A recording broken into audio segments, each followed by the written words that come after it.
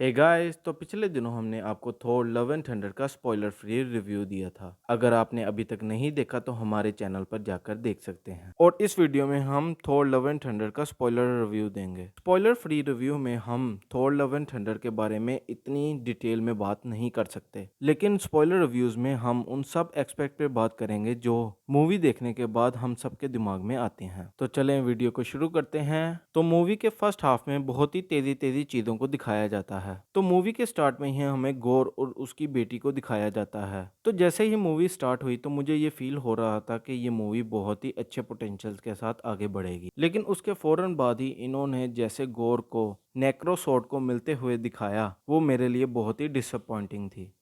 और इसके बाद मूवी जैसे ही आगे बढ़ती है, मुझे ये रियलाइज़ हो रहा था कि मूवी बहुत ही फास्ट जा रही है। मतलब इन्होंने पहले 20 मिनट के अंदर ही गौर का ओरिजिन बता दिया, गौर को उसकी फेमस वेपन भी दे दी, जेन का कैंसर वाला एंगल भी दिखा दिया, थॉर और गार्डियंस ऑफ द गैलेक्सी के दरमियान रिलेशनशिप को भी दिखा दिया। और उसके बाद जो मुझे सबसे डिसअपॉइंटिंग चीज लगी वो था लेडी सिफ का करेक्टर। हमने लेडी सिफ को थॉर के पहले पार्ट में देखा था, उसके बाद हमें लेडी सिफ को नहीं दिखाया। अब जो चीज सबसे ज्यादा मुझे डिसअपॉइंटिंग लगी वो थी लेडी सिफ की एंट्रेंस। आपने एक अच्छे करेक्टर को इस तरह जाया कर दिया। इन्होंने जस्ट उसको गार्डियंस ऑफ द गैलेक्सी के एक कैम्प में दिखाया और बाद में जाके थॉर ने उसको बचा लिया। उसमें भी इन्होंने वल्हला के बारे में सस्ते जोक्स ही मारे। अब बात की जाए गौर की, तो यार मुझे गौर का करेक्टर बहुत ही पसंद आया, लेकिन टाइका वटीटी ने गौर के करेक्टर को स्क्रीन टाइम बहुत ही कम दिया था। अब जो बात गौर के करेक्टर में मुझे सबसे ज्यादा डिसअपॉइंटिंग लगी वो ये थी कि गौर ने ऑन स्क्रीन सिर्फ एक ही गॉड को मारा। यानी कि यार इन्होंने गॉड के हाथों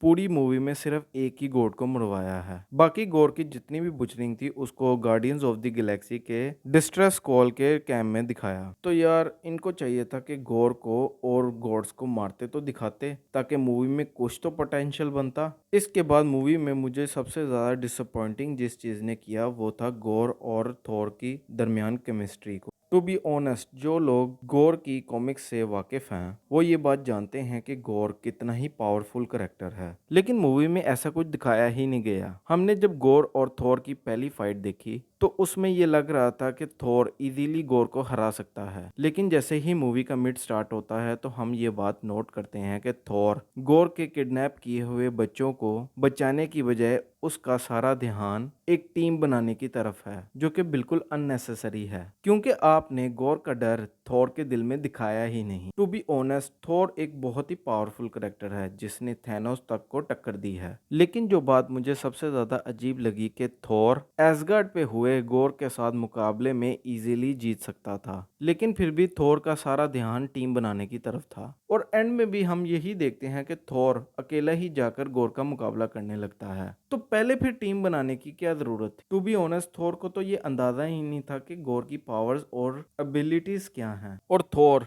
विलन को जाने बगैर टीम बनाने निकल गए, जो कि मेरे लिए बहुत ही अजीब था। और अगर अब बात कीजिए चिल्ड्रंस की किडनैपिंग की, तो ये बिल्कुल ही अननेसेसरी था। टाइका वटीटी को ये चाहिए था कि गौर की लड़ाई सिर्फ गॉड्स के साथ रखते, और मेरे ख्याल से गौर के हाथों कुछ गॉड्स को मरता दिखा देते तो फैंस को और क्या चाहिए था। अब जो लोग कॉमिक को फॉलो करते हैं वो तो यही देखना चाहते थे। तो यार इन्होंने तो जूस का मजाक ही बना दिया। अगर टाइका वटीटी चाहते तो जूस को एक बहुत ही अच्छे और पावरफुल करेक्टर की सूरत में दिखा सकते थे, और क्या ही मजा आता अगर हमें जूस और गौर की फाइट देखने को मिलती, और मजा और भी ज्यादा दुबाला हो जाता अगर हमें गौर को जूस को मारते दिखाया जाता। लेकिन सैडली मूवी गौर और गॉड्स के बीच की लड़ाई को छोड़ के जोक्स पे ज्यादा फोकस कर रही थी। और अगर बात की जाए थॉर की, तो थॉर अपनी ही मूवी में यूजलेस करेक्टर लग रहा था। तो देखा जाए मूवी जेन और गौर पे ज्यादा फोकस कर रही थी। अब अगर बात की जाए थॉर, जेन, वाल्करी और गौर की फाइट की, तो वो सीन बहुत ही कमाल का था। टू बी ऑनेस्ट, मुझे शैडो रेल्म वाली जो फाइट का सीक्वेंस था वो बहुत ही कमाल का लगा। और जब गौर इन सब को पकड़ लेता है तो मेरे लिए वो मूवी की सबसे बेस्ट हाईलाइट थी। और अगर टाइका वटीटी इसको क्लाइमेक्स बना देते मूवी का,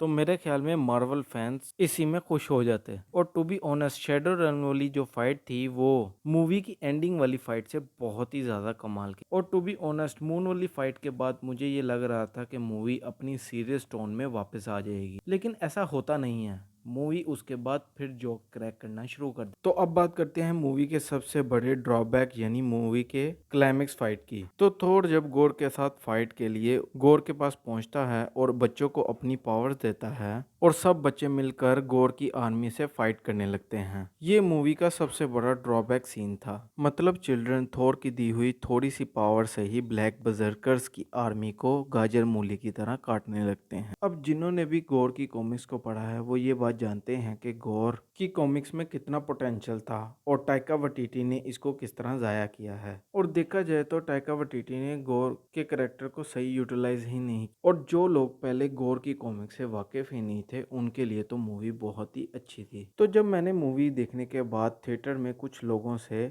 मूवी के बारे में बात की तो मुझे ये रियलाइज हुआ कि जो लोग गोर को नहीं जानते थे उनके लिए ये मूवी बहुत ही कमाल की थी।